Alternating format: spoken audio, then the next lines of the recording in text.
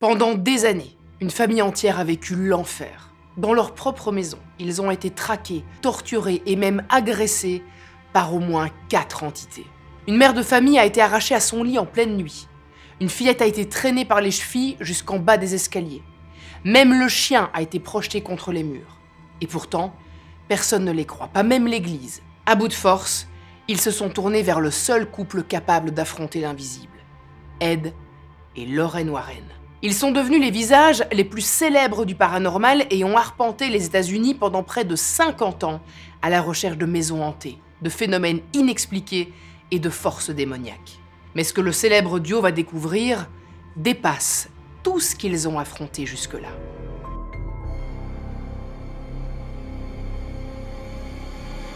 Lorraine Warren, née Lorraine Rita Moran, voit le jour le 31 janvier 1927 à Bridgeport, dans le Connecticut.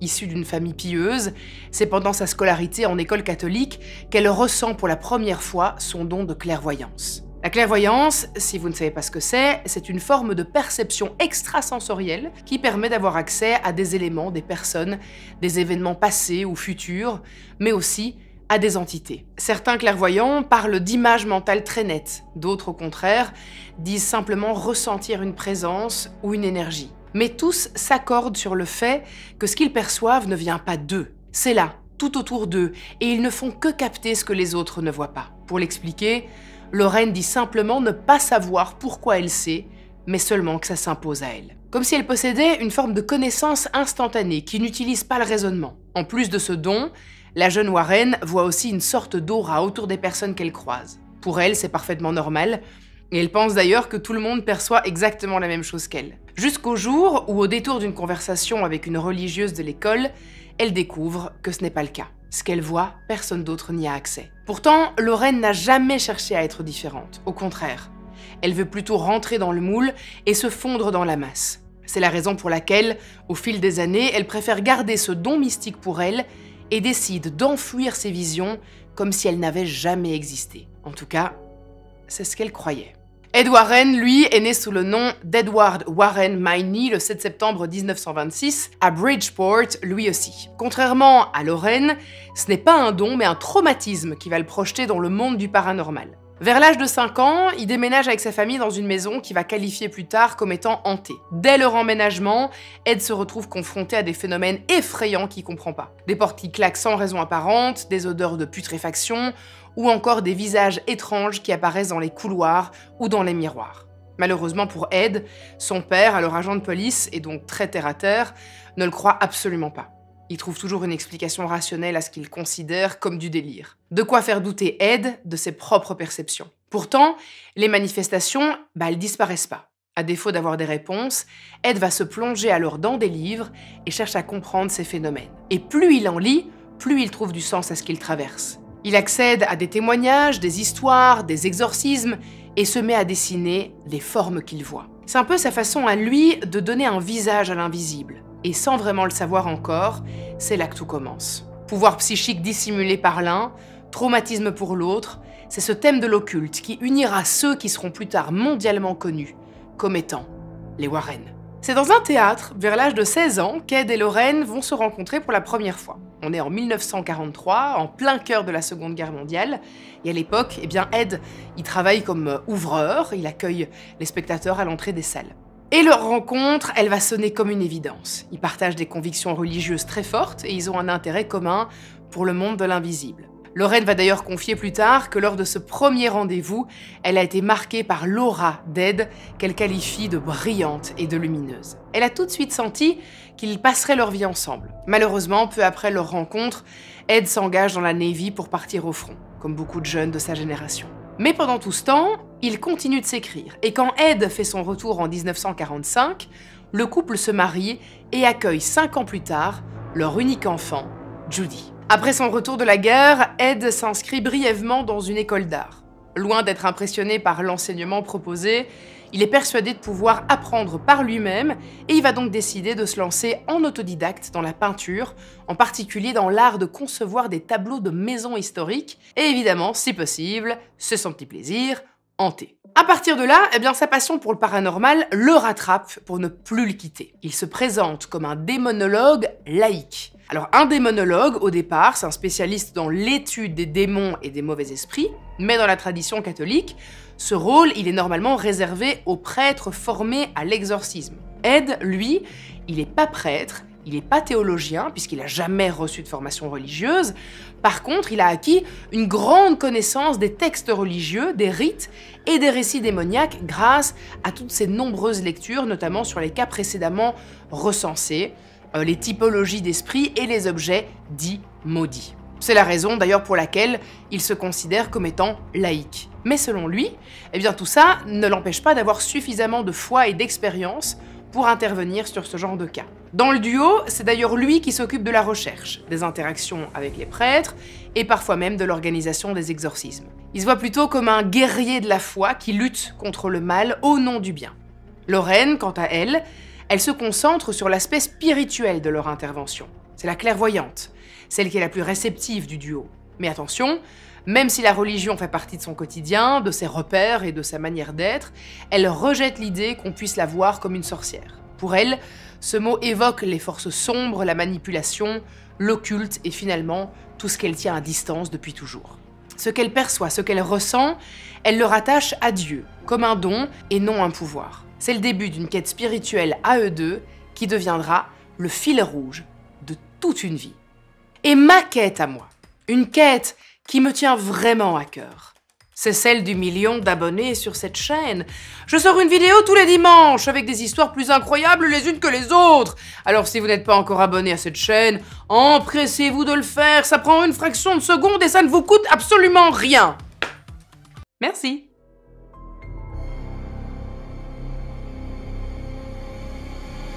C'est grâce au talent pour la peinture d'Ed que le couple fait ses premiers pas dans le monde des enquêtes paranormales. On est au début des années 50, Ed, qui a l'habitude de peindre des maisons anciennes et surtout des maisons réputées pour être hantées, se poste régulièrement devant les façades où il installe son petit chevalet et commence à dessiner. Et un jour, dans une petite ville du Massachusetts, un propriétaire curieux qu'il aperçoit par la fenêtre de sa maison vient à sa rencontre et engage la conversation. Ed en profite pour lui poser des questions sur sa résidence. Est-ce qu'il entend des bruits? Est-ce qu'il a déjà vécu des expériences qu'il ne peut pas expliquer? Le propriétaire, quelque peu surpris, lui confie qu'effectivement, lui et sa famille sont régulièrement la cible de phénomènes étranges. Alors Ed lui propose de revenir avec sa femme Lorraine. C'est de cette façon, presque par hasard, qu'Ed et Lorraine Warren obtiennent leur toute première affaire. Dans les années suivantes, ils réutilisent cette technique d'approche. Dès qu'ils entendent parler d'une maison hantée, Ed s'empresse d'aller la peindre en prenant soin d'y ajouter des esprits. Lorraine va ensuite offrir le tableau au propriétaire. Le contact ainsi établi, ils engagent la conversation et si les propriétaires sont réceptifs, les Warren entrent dans la maison pour vérifier la présence des phénomènes et proposer leur aide. Pour trouver les maisons touchées par ces activités inexpliquées, le couple s'appuie entre autres sur les journaux ou les rumeurs qui courent dans la région, pour ensuite se rendre directement sur place. Petit à petit, ils se font connaître. La rumeur d'un couple sérieux et efficace, capable de débarrasser les habitations de présences effrayantes, s'étend progressivement dans le comté de Fairfield, puis dans tout le Connecticut. Alors en 1952, ils vont fonder la New England Society for Psychic Research, plus connue sous le nom de NESPR. C'est cette organisation, pensée comme un centre d'enquête et de documentation sur les phénomènes paranormaux, qui leur permet d'agir officiellement sans dépendre d'aucune autorité religieuse ou scientifique. Et contrairement à ce qu'on imagine, la NESPR ne génère pas de revenus. Elle n'est pas enregistrée comme une entreprise et ses interventions ne sont pas facturées. Avec elle, le couple renvoie l'image d'une organisation structurée, professionnel et inspirant la confiance. Ed, il faut savoir qu'il est très protecteur envers Lorraine, à qui il va d'ailleurs laisser le temps de lire les lieux en premier pour ne pas l'influencer.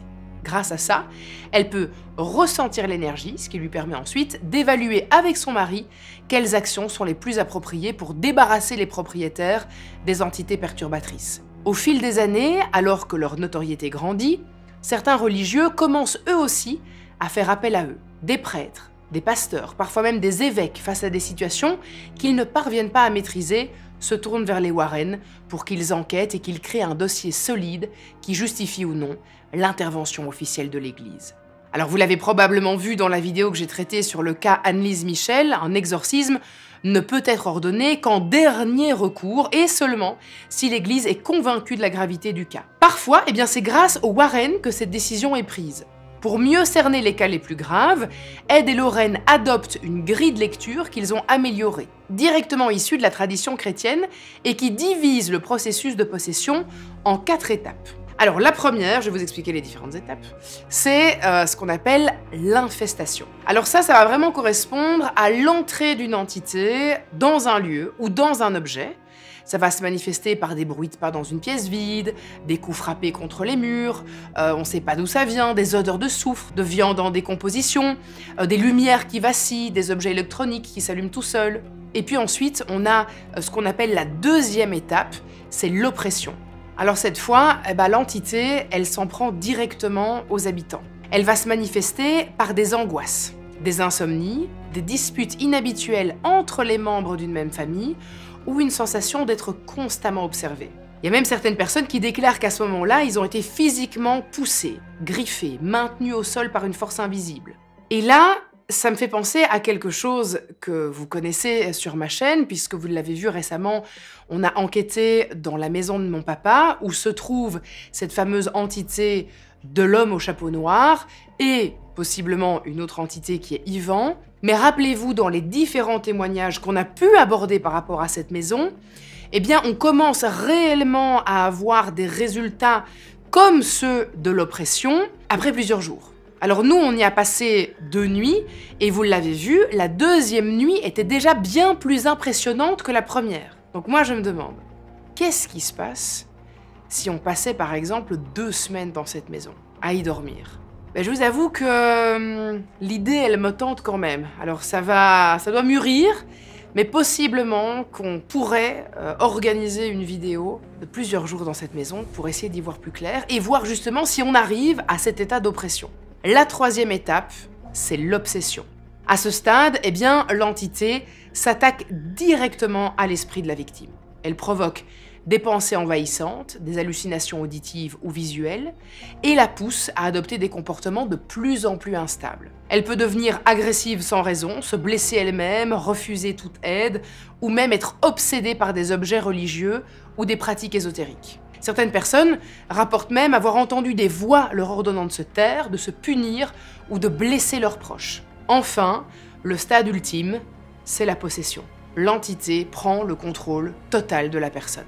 La personne infectée parle désormais avec une voix étrangère, affiche parfois une force physique qui est complètement disproportionnée, et elle peut adopter des comportements violents ou obscènes sans en garder le moindre souvenir. Dans ce cas-là, elle réagit violemment à la simple vue d'un symbole religieux ou à une prière. Et à ce stade, la frontière entre le corps et l'entité, elle est complètement brouillée. Ce cadre d'analyse va servir de référence aux Warren dans leur diagnostic. Et c'est grâce à cette classification qu'ils parviennent à convaincre un prêtre ou un évêque d'autoriser un exorcisme.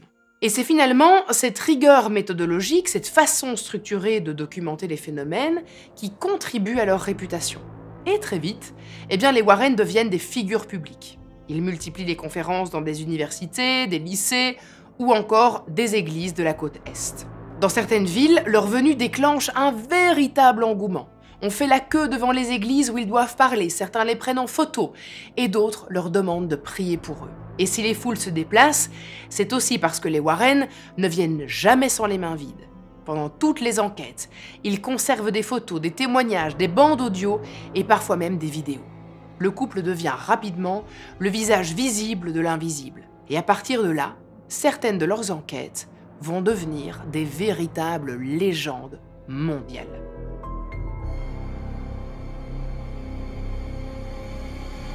Parmi les affaires les plus connues et les plus marquantes, il y a évidemment celle de l'atroce histoire de la maison Amityville, dans laquelle Ronald DeFeo Jr. a tout bonnement tué ses parents et ses 4 frères et sœurs. 1 an plus tard, en décembre 1975, la famille Lutz s'installe dans la maison, et c'est à ce moment-là que des phénomènes paranormaux apparaissent avec des bruits inexpliqués, des sensations oppressantes, des voix et même des odeurs. Ils vont fuir la maison au bout de 28 jours seulement, terrorisés avant de contacter Ed et Lorraine. Mais ce n'est pas leur seule enquête à avoir fait trembler les murs. Il y a aussi le cas Enfield, en Angleterre, dont l'histoire a d'ailleurs été adaptée au cinéma dans Conjuring 2. Les Warren sont aussi intervenus dans des cas moins connus, notamment le cas Donovan. Tout commence lorsque Patty Donovan, une jeune femme en proie à la solitude, utilise une planche de Ouija avec l'espoir de se faire un ami. Très mauvaise idée. Peu après cette première séance, des phénomènes inquiétants se multiplient dans la maison familiale. Les voitures sont sabotées, des coups se font entendre dans les murs, des meubles lévitent, des statues religieuses sont déplacées, et même à l'hôtel où la famille tente de fuir, les manifestations les suivent. À leur arrivée, Ed et Lorraine perçoivent aussitôt un climat lourd et une activité surnaturelle qui est très intense. Lorraine ressent la présence de plusieurs entités hostiles, et les événements s'emballent dès leur première nuit sur place. Ce qu'ils vont découvrir cette nuit-là dépasse absolument tout ce qu'ils avaient connu. L'autre affaire emblématique du couple, c'est évidemment celle de la poupée Annabelle. Si vous ne la connaissez pas, ce que je doute quand même fortement si vous êtes abonné à cette chaîne, eh bien l'affaire a commencé en 1970 avec une jeune étudiante infirmière, Donna. Elle est persuadée que sa poupée de chiffon, une Raggedy Ann, à l'apparence inoffensive, est possédée. La poupée se déplace régulièrement toute seule et des amis qui dorment chez elle se retrouvent avec des griffures qui vont disparaître complètement le lendemain. Les Warren sont appelés et pour eux, eh bien, il s'agit clairement d'un démon. Cette poupée sera d'ailleurs l'une des premières pièces de leur collection et le point de départ, des années plus tard, du premier spin-off de la saga Conjuring.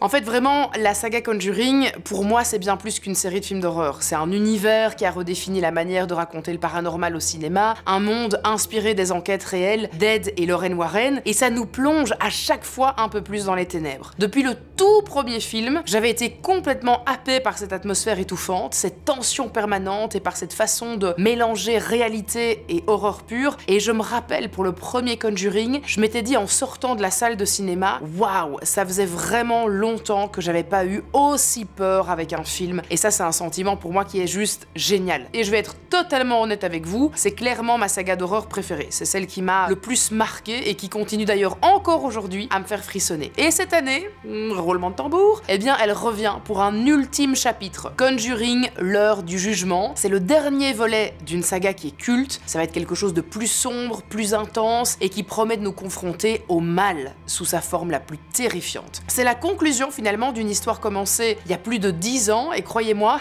vous ne voulez pas manquer ça. Alors moi je vous le dis et je vous le conjure, allez voir Conjuring, l'heure du jugement au cinéma dès le 10 septembre parce que certaines expériences ne se vivent qu'en salle, dans le noir complet, entouré par le silence, jusqu'à ce que le mal vienne frapper. Et petit secret que je vous glisse, j'ai pu découvrir le film en avant-première et il est tout simplement incroyable. Alors vraiment, croyez-moi, allez-y, allez le voir au cinéma, je vous promets, vous n'en ressortirez pas indemne. Mais l'affaire qui marque le dernier volet de la saga Conjuring, eh bien c'est celle de la famille Smurl. C'est une famille américaine ordinaire, issue de la classe moyenne catholique, qui est installée en Pennsylvanie. Elle est composée de Jack Smurl, technicien en neuropsychiatrie, de son épouse Janet, femme au foyer, de leurs 2 filles aînées, Dawn et Heather, mais aussi des parents de Jack, John et Mary. En 1972, la famille Smurl perd sa maison de Wakers Bar en Pennsylvanie, une ville durement touchée par les inondations provoquées par l'ouragan Agnès. Ils vont alors s'installer à West Piston,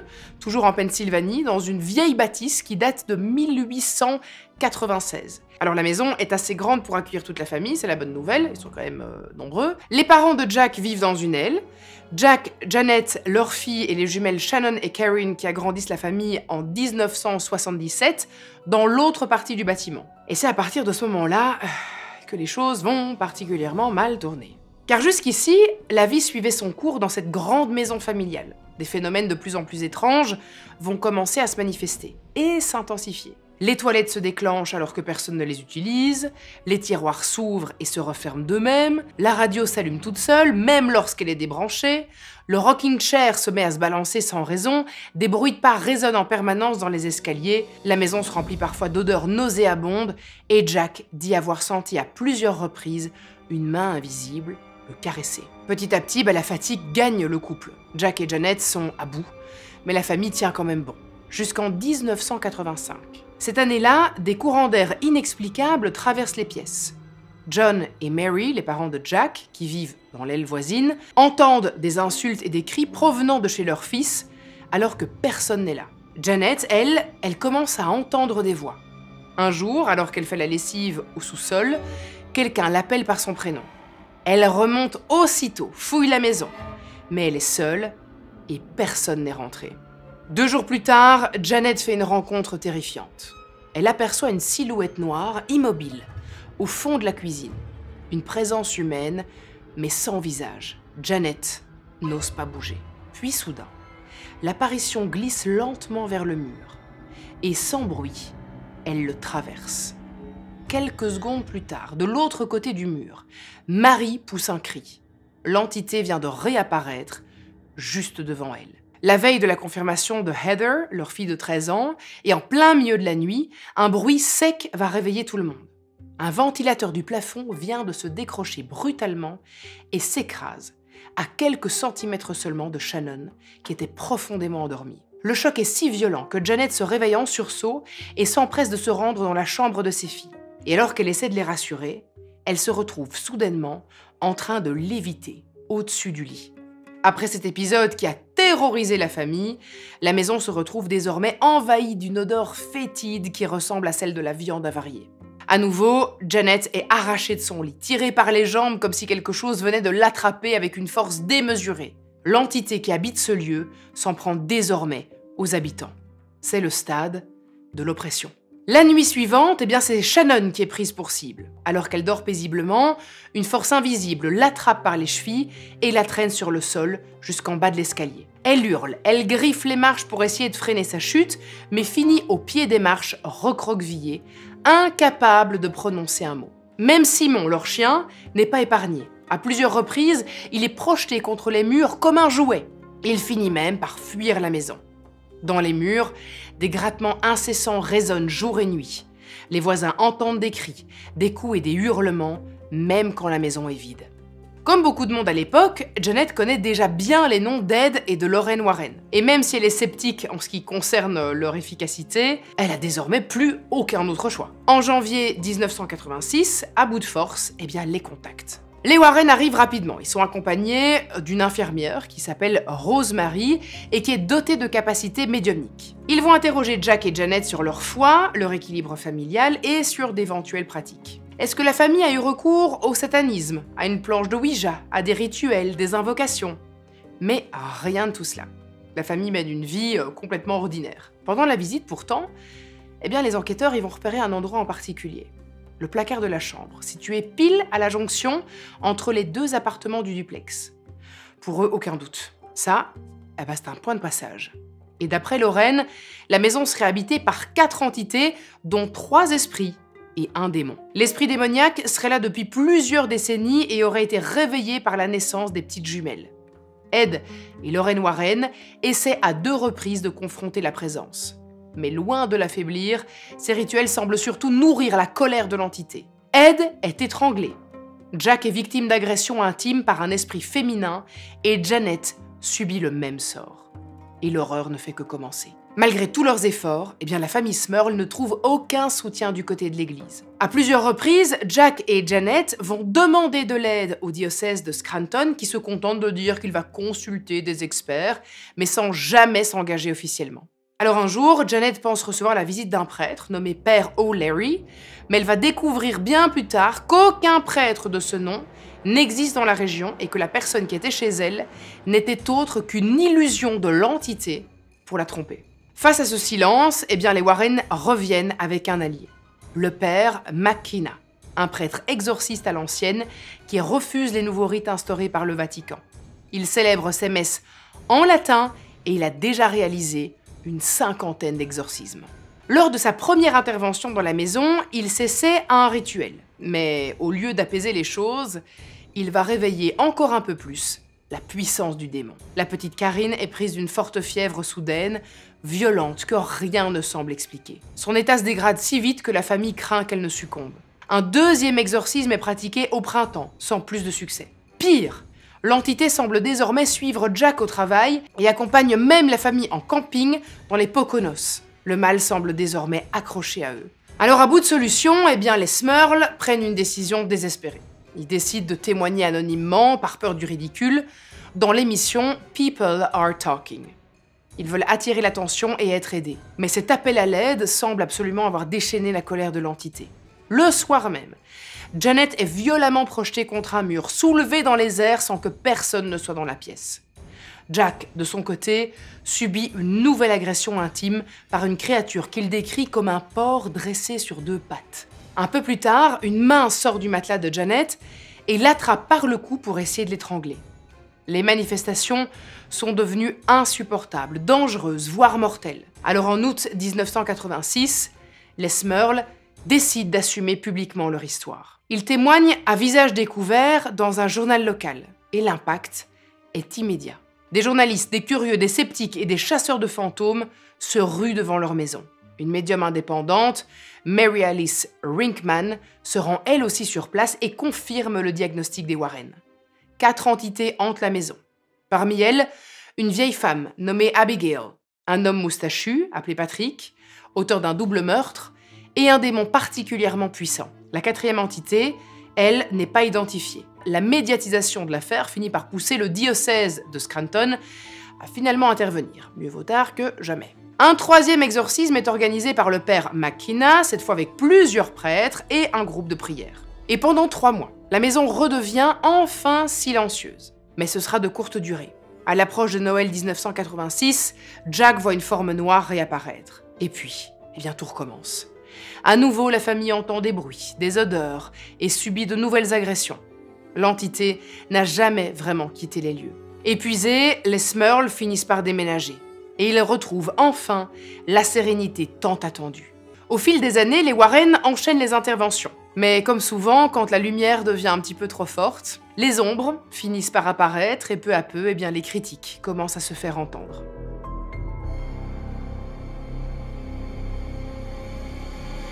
Beaucoup reprochent aux Warren de ne jamais avoir apporté de véritables preuves tangibles.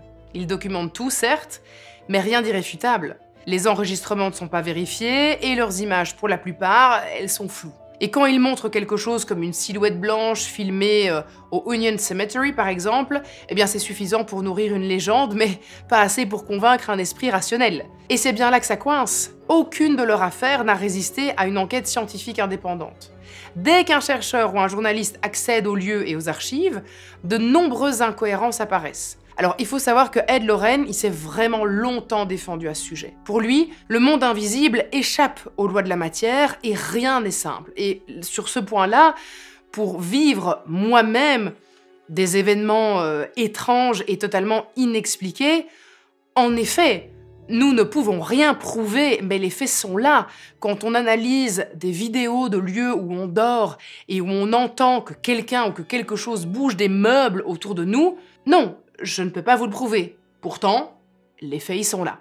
Mais malheureusement, pour les plus sceptiques, tout ça, ça ressemble à une stratégie de sa part pour éviter de ne jamais à devoir se prononcer sur ce qu'il prétend avoir vu. Mais c'est juste que dans ce domaine, la science ne permet pas encore de prouver quoi que ce soit. Le célèbre illusionniste James Randi a consacré une grande partie de sa carrière à démasquer les faux médiums, les gourous et les escroqueries paranormales.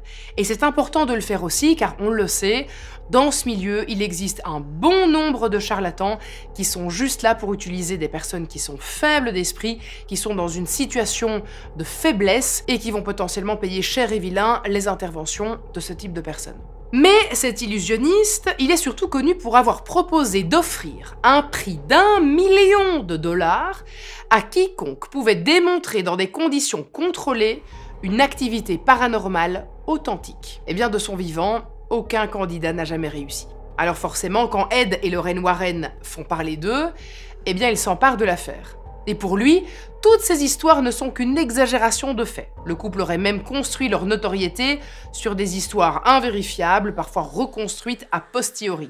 Pour mener à bien leur mission, ils manipuleraient les témoins ou sélectionneraient uniquement des récits qui vont dans leur sens.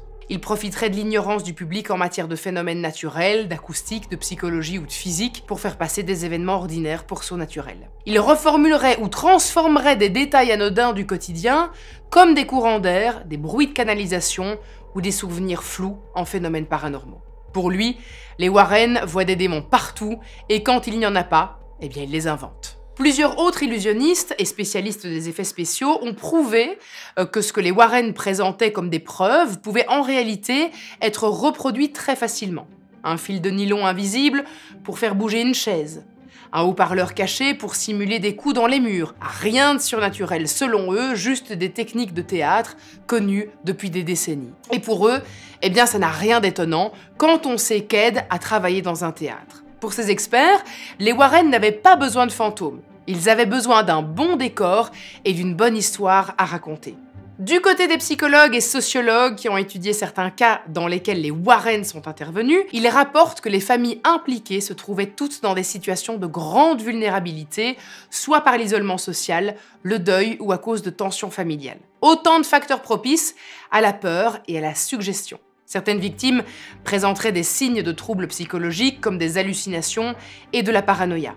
Et pour plusieurs psychologues, ce genre de réaction s'explique. Quand une famille déjà vulnérable traverse une période difficile et qu'on la place dans un environnement chargé de peur, de rituels et de discours sur le mal, tout ça pourrait faire basculer certains membres dans un état de crise. S'ajoute à ça le fait que dans des foyers très religieux, l'idée d'être attaqué par le malin peut renforcer la croyance qu'ils sont victimes d'une présence démoniaque. Et face à ce climat chargé émotionnellement, l'arrivée des Warren, avec leur discours bien rodé, agirait comme une sorte de catalyseur. Des chercheurs en parapsychologie, comme Joe et Nickel, ont eux aussi analysé plusieurs dossiers liés aux Warren, notamment les cas Perron et Snedeker. Pour lui, le pouvoir du couple ne vient pas tant de ce qu'ils voient, mais de ce qu'ils savent raconter. Ils auraient une habileté remarquable à relier des phénomènes isolés sans lien apparent pour créer une sorte de scénario. Une porte qui claque, un bruit dans les murs et un rêve étrange mis bout à bout deviennent un véritable cauchemar. Et ce genre de récit, les Warren le maîtriseraient parfaitement. Leur force serait de mettre en scène la peur. Ils donnent un nom à l'entité, lui attribuent une origine ancienne, souvent teintée d'horreur ou de malédiction, et dans la majorité des cas, il ne s'agirait pas d'un fantôme lambda, mais bien d'un démon. Pour appuyer leurs propos, ils se réfèrent aux faits, bien sûr, mais aussi sur les témoignages des familles elles-mêmes. Et parmi elles, eh bien, il y a évidemment la famille Lutz, du cas Amityville. Souvenez-vous, la famille était partie précipitamment 1 mois à peine après leur emménagement à cause de phénomènes étranges. Lorraine dira même plus tard que c'était probablement l'endroit le plus sombre qu'elle ait jamais visité. Mais quelques années plus tard, avec les doutes qui entourent le couple, George Lutz, le père, finit par admettre à l'occasion de différentes interviews que certains éléments de cette histoire ont été exagérés, voire inventés. Le tout sous l'influence de l'avocat William Weber, qui défendait Ronald DeFeo, et de l'auteur du livre L'horreur d'Amityville, Jay Hanson. L'avocat déclare publiquement en 1979 : c'était une fabrication. On a inventé l'histoire ensemble autour d'une bouteille de vin. Il explique que la famille Lutz aurait monté un récit surnaturel pour vendre une histoire. Et cette déclaration, vous vous en doutez, elle fait l'effet d'une bombe. Concernant les Smurls, souvenez-vous, quand ils ont témoigné à visage découvert, des dizaines de curieux se sont rendus chez eux pour observer ces phénomènes. Parmi eux, il y avait le professeur Paul Kurtz, président d'un comité qui examine scientifiquement les phénomènes paranormaux. Il voulait mener une enquête indépendante. Les Smurls acceptent, mais les Warren refusent catégoriquement. Selon eux, Paul Kurtz est biaisé parce que pour lui, dès le départ, tout cela n'est qu'un canular. Le professeur publie donc un article dans le Skeptical Inquirer dans lequel il explique que les Warren ne sont pas objectifs et que les troubles pourraient être d'ordre psychiatrique ou neurologique. Et pour le prouver, eh bien, il va demander une expertise médicale complète de la famille, ce que les Warren refusent également. Mais certains voisins se sont mis à douter. Pour eux, la famille aurait monté cette histoire pour vendre leur récit. Et ce flou va s'épaissir quand Ray Garton, l'auteur chargé d'écrire le livre basé sur l'une des affaires, révèle les coulisses du récit. Il confie que la famille n'était pas cohérente dans ses témoignages, que chacun donnait l'impression de raconter une version différente. Quand il s'est rendu compte que ce serait compliqué de faire correspondre les histoires de chaque membre de la famille, il s'est rapproché d'Ed qui lui aurait dit « Ils sont fous. Tous ceux qui viennent nous voir sont fous. Fais comme tu peux et invente le reste. Tu écris des livres effrayants, non? C'est pour ça qu'on t'a engagé? Invente et rends ça effrayant. » Il raconte aussi qu'il a demandé à Ed des enregistrements vidéo de certains des phénomènes surnaturels qui se sont produits dans la maison. Ed lui aurait promis d'en faire une copie, sauf que Ray n'a jamais vu ces enregistrements. Selon le démonologue, il les aurait perdus. Une déclaration qui, si elle est vraie, remet en cause la crédibilité de l'ensemble de leurs interventions. Et puisqu'il n'y a pas toujours d'enregistrement au moment des phénomènes, les Warren présentaient parfois, après coup, des photos ou des vidéos censées prouver la présence d'un esprit malveillant. Mais en y regardant de plus près, plusieurs de ces preuves seraient en réalité des reconstitutions, parfois même recréées avec l'aide de la famille dans le but de représenter ce qu'ils disent avoir vécu. L'un des exemples les plus connus reste la célèbre photo prise à Amityville. On y voit un petit garçon aux yeux blancs qui apparaît dans l'escalier. À première vue, je peux vous dire qu'elle glace le sang. Pourtant, elle a longtemps été critiquée parce que l'image est floue. Les yeux ont l'air trop brillants et certains pensent qu'il s'agit simplement d'un enfant bien vivant, présent sur les lieux. D'autant qu'aucune preuve n'atteste que la maison était réellement vide au moment du cliché. Mais alors, vous me direz, quel intérêt aurait-il eu à exagérer ou à inventer certains phénomènes? Parce que, souvenez-vous, leur organisation, la New England Society for Psychic Research, se présente comme une entité à but non lucratif. Officiellement, Ed et Lorraine n'ont jamais demandé un seul dollar aux familles qu'ils prétendaient aider. Pour les plus sceptiques, la réponse se trouve dans les années 70, quand les Warren comprennent qu'une affaire paranormale a aussi un potentiel narratif. Ils commencent à collaborer étroitement avec des écrivains spécialisés dans l'horreur et le surnaturel pour mettre en scène leurs affaires. Grâce à eux, leurs affaires prennent vie sous forme d'histoires d'horreur dignes d'un scénario hollywoodien. Pour les rendre plus réels, les Warren proposent aux familles de témoigner. Officiellement, c'est pour aider d'autres victimes, mais certains cas donnent l'impression d'avoir été pensés dès le départ pour l'édition ou le cinéma, tant leurs structures sont calibrées. Les entités sont nommées, les enfants systématiquement mis en danger, les rebondissements s'enchaînent et l'histoire se termine presque toujours par une délivrance orchestrée par l'intervention salvatrice du couple Warren. L'un des tournants majeurs dans cette potentielle mise en scène, c'est sans doute The Demologist, publié en 1979 par Gerald Brittle. Présenté comme une biographie semi-officielle du couple, il est vendu comme un véritable manuel du mal qui retrace les grandes affaires du duo tout en présentant une image quasi mystique autour d'eux. Ce livre devient un best-seller, au point d'être cité comme une référence dans certains procès américains comme celui d'Arne Cheyenne Johnson, qui est d'ailleurs l'histoire reprise dans le film The Conjuring 3. Arne Cheyenne Johnson, pour ceux qui n'ont pas vu le film, est accusé du meurtre de son propriétaire, Alan Bono. L'affaire aurait pu en rester à un simple fait divers si son avocat n'avait pas plaidé la possession démoniaque. Arne lui aurait confié qu'il n'était pas lui-même lorsqu'il a commis l'acte, qu'il était possédé par une entité malveillante, qui s'était d'abord manifesté chez David Glatzel, le petit frère de sa compagne, puis qui aurait fini par s'emparer de lui. Et cette version, aussi étrange soit-elle, n'est pas sortie de nulle part.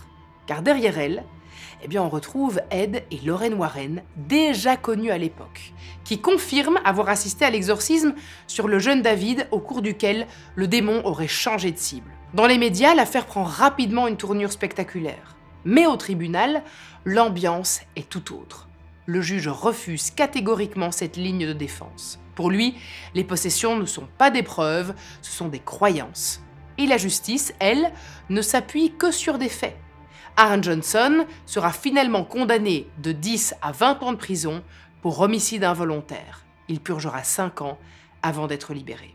Malgré ça, les Warren voient leur réputation grandir. Désormais, ils ne sont plus seulement des enquêteurs du paranormal, ils deviennent une véritable marque. Dès les années 2000, plusieurs studios s'intéressent à leur univers. C'est ainsi que naît l'univers Conjuring, une saga et des spin-offs qui reprennent leurs plus grands dossiers et les adaptent pour en faire des histoires calibrées pour le grand écran. Ed et Lorraine Warren deviennent les héros d'un univers cinématographique dans lequel chaque affaire donne naissance à un film.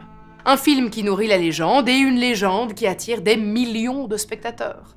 Au total, 9 films font aujourd'hui partie de l'univers Conjuring, 10 avec le dernier né de la saga, Conjuring, l'heure du jugement. Et les Warren touchent des droits d'auteur pour chaque film. C'est quand même bon de le dire. À noter d'ailleurs que la franchise de Conjuring a généré plus de 2 milliards de dollars au box-office mondial. En parallèle, ils ouvrent leur propre musée, l'Occult Museum, une pièce aménagée dans leur propre maison où sont entreposés des dizaines d'objets maudits ou possédés. On y trouve la célèbre poupée Annabelle, enfermée dans une vitrine bénie, mais aussi des crucifix tordus, des cercueils et des reliques censées avoir été récupérées lors de leurs affaires les plus sombres. Les visiteurs, moyennant un droit d'entrée, pouvaient s'y rendre pour voir de près ce concentré d'ésotérisme. Après la mort d'Ed en 2006, c'est le mari de Judy, Tony Spera, qui reprend la gestion du musée. Malheureusement, au décès de Lorraine en 2019, le musée a fermé temporairement ses portes. Les autorités locales estiment qu'ils ne sont pas autorisés à accueillir du public dans une zone résidentielle. En attendant, certains artefacts, notamment la poupée Annabelle, sont partis en tournée pour participer à des expositions. Le musée, quant à lui, est aujourd'hui toujours fermé au public, et encore une fois, le centre occulte des Warren est critiqué et devient l'exemple parfait d'une muséification du surnaturel. Un endroit où on ne vient pas pour apprendre, mais pour frissonner. Leur héritage ne serait donc pas scientifique ni religieux, mais narratif, et surtout, très émotionnel. Alors peut-être que je vais vous paraître un petit peu naïve, mais moi finalement, j'aime encore y croire. J'ai envie de rester sur cette note où tout ce qu'ils ont fait est vrai, où toutes ces histoires sont bel et bien arrivées, et où les plus cartésiens d'entre nous vont toujours essayer d'aller chercher la réponse rationnelle qu'ils n'auront malheureusement jamais. Alors je vous rappelle que chacun est libre de croire en ce qu'il veut, à partir du moment où il ne se fait pas du tort à lui-même et où il ne fait pas du tort à autrui. Alors s'il vous plaît, soyez bien évidemment dans la bienveillance, dans l'espace commentaire. Et puis si vous aimez les histoires à base d'esprits et de démons, je vous invite à aller voir ma vidéo sur le cas d'exorcisme le plus glaçant jamais enregistré.